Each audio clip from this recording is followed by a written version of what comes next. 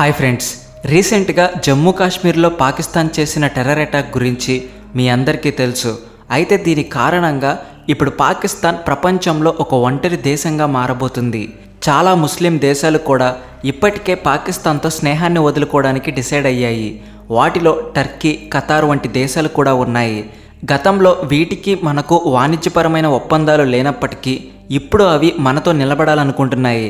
ఎందుకంటే పాకిస్తాన్ చేసింది తప్పు అని ఇప్పుడు భారతదేశం ఊరికే చూస్తూ ఉండదని ఆ దేశాలకు కూడా అర్థమైంది.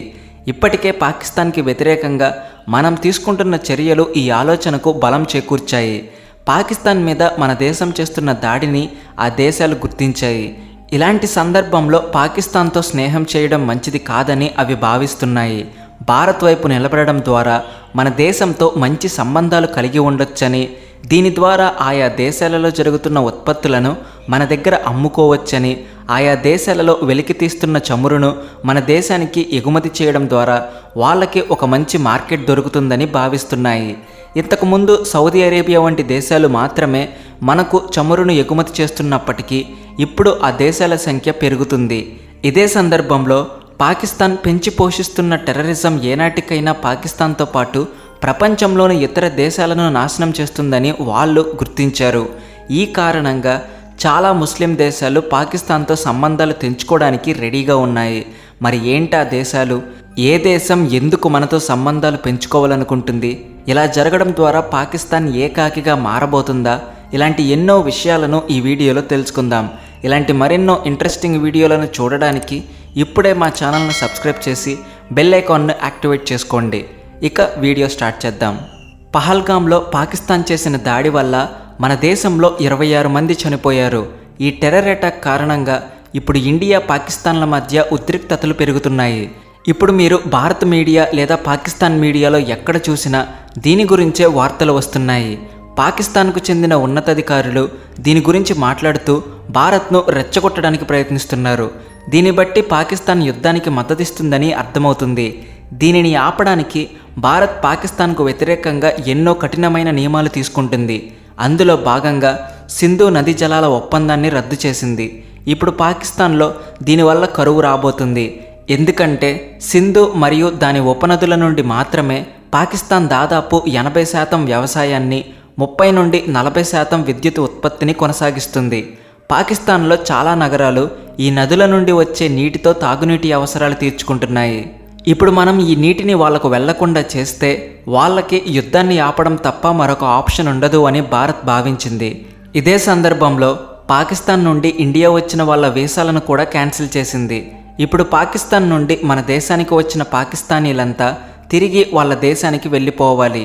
ఇలాంటి కఠినమైన నిర్ణయాలు తీసుకుంటున్నప్పటికీ పాకిస్తాన్ బుద్ధి ఇంకా మారడం లేదు. ఈ చర్యలకు వ్యతిరేకంగా పాకిస్తాన్ మన దేశ బార్డర్లో ఒక భారీ మిసైల్ టెస్ట్ చేయబోతుంది అని ప్రకటించింది. కానీ ఆ టెస్ట్ ఏమైందో ఇప్పటి వరకు తెలియదు. పాకిస్తాన్లో ఉన్న ఇండియన్ ఎంబసీ మీద టెర్రరిస్టులు దాడి చేశారు. అలా జరగకుండా పాకిస్తాన్ కనీస సెక్యూరిటీని కూడా ఏర్పాటు చేయలేదు. భారతదేశంతో పాకిస్తాన్ చేసుకున్న సిమ్లా ఒప్పందాన్ని కూడా రద్దు చేస్తామని పాకిస్తాన్ చెబుతుంది. ఇదే సమయంలో Indonesia, Saudi Arabia, UAE, Egypt వంటి ముస్లిం దేశాలు కూడా తమ వైఖరిని తెలియజేస్తున్నాయి. పాకిస్తాన్తో తమకున్న సంబంధాలను తెంచుకోవడంతో పాటు ఇండియా వైపు నిలబడాల్సిన అవసరం ఉందని చెబుతున్నాయి. పాకిస్తాన్లో ఉన్న టెర్రరిస్ట్ సంస్థలు తీవ్రవాదాన్ని పెంచి పోషిస్తున్నాయని, ఇది ఏనాటికైనా పాకిస్తాన్తో పాటు తమను కూడా నాశనం చేస్తుందని, ఈ రోజు కాకపోయినా రేపటి రోజున ఈ టెర్రరిజం వల్ల వాళ్ళు కూడా సమస్యలను ఎదుర్కోవాల్సి వస్తుందని ఆయా దేశాలకు అర్థమైంది. ఇప్పుడు ఏ దేశాలు ఏమని ఆలోచిస్తున్నాయో అని తెలుసుకునే ప్రయత్నం చేద్దాం. ఈ విషయంలో ముందుగా మనం సౌదీ అరేబియా గురించి మాట్లాడుకోవాలి. ఇప్పటికే సౌదీ అరేబియా మన దేశంతో మంచి సంబంధాలను కలిగి ఉంది. ఇది ఆ దేశంలో ఉత్పత్తి అయిన చమురును మన దేశానికి ఎగుమతి చేస్తుంది. భారత్ సౌదీ అరేబియాకి ప్రధానమైన చమురు దిగుమతి దారిగా ఉంది. దీనితో పాటు మన దేశం సౌదీ అరేబియాలో న్యాచురల్ గ్యాస్, గ్రీన్ ఎనర్జీ మొదలైన ఉత్పత్తులకు సంబంధించిన ప్రాజెక్టులను స్టార్ట్ చేస్తుంది. ఇదే సందర్భంలో సౌదీ అరేబియా కూడా మన దేశంలో పెట్టుబడులను పెడుతుంది.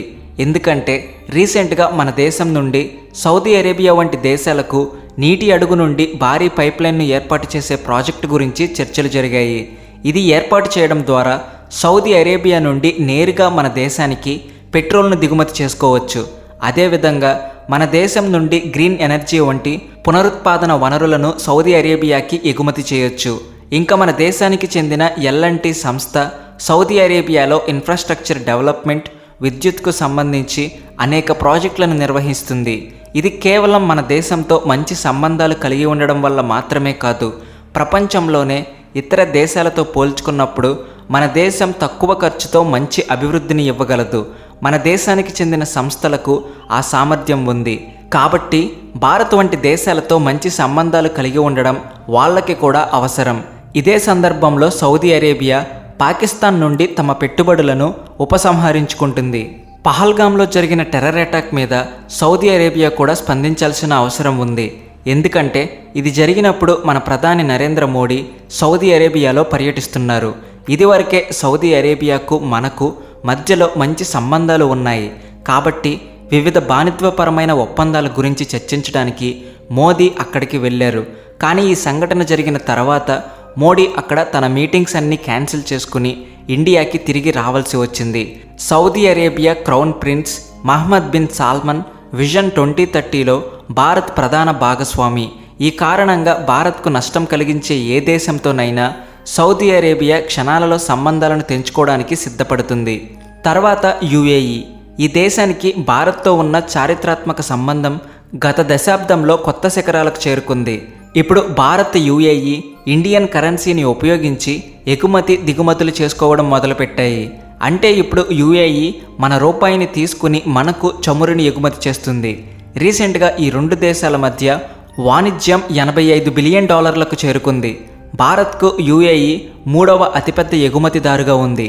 ఇదే సందర్భంలో UAEకి మన దేశం రెండవ అతిపెద్ద దిగుమతిదారు. కాబట్టి UAE భారత్ వంటి అతిపెద్ద మార్కెట్ను వదులుకోదు. ఈ కారణంగా UAE కూడా మనకే సపోర్ట్ చేస్తుంది. ఇండోనేషియా, ఈజిప్ట్ కూడా ఇదే బాటలో పయనిస్తున్నాయి. ఇప్పుడు మనం మాట్లాడుకుంటున్న దేశాలన్నీ ముస్లిం దేశాలే. అయితే ఇప్పుడు జరిగిన సంఘటన కారణంగా ఇవన్నీ పాకిస్తాన్తో సంబంధాలు తెంచుకుంటున్నాయి. ఇండోనేషియాకి మనకి మధ్య కూడా మంచి సంబంధాలు ఉన్నాయి.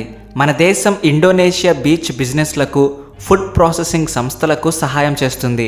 అదేవిధంగా ఈజిప్ట్ తమ విద్యారంగం అభివృద్ధికి భారతదేశం నుండి సహాయం తీసుకుంటుంది. కాబట్టి ఈ రెండు దేశాలు మనకు వ్యతిరేకంగా పాకిస్తాన్కు సపోర్ట్ చేయలేవు. అలా చేస్తే వాళ్ళు మనం చేసిన సహాయాన్ని మర్చిపోయినట్లవుతుంది. దీనివల్ల ప్రపంచ దేశాల మధ్య వాళ్ళ గౌరవం కూడా దెబ్బతింటుంది. ఇదే సమయంలో మన దేశం నుండి ఆయా దేశాలకు అందుతున్న సహాయం నిలిచిపోయే ప్రమాదం కూడా ఉంది. కాబట్టి ఈ రెండు దేశాలు కూడా మనకే సపోర్ట్ చేస్తాయి. ఈ లిస్టులో బంగ్లాదేశ్ కూడా చేరబోతుంది. ఆ దేశంలో అధికారంలో ఉన్న మహమ్మద్ యూనస్ పాకిస్తాన్కు సపోర్ట్ చేసేవాడే అయ్యుండొచ్చు. గతంలో భారతదేశానికి వ్యతిరేకంగా మాట్లాడి ఉండవచ్చు.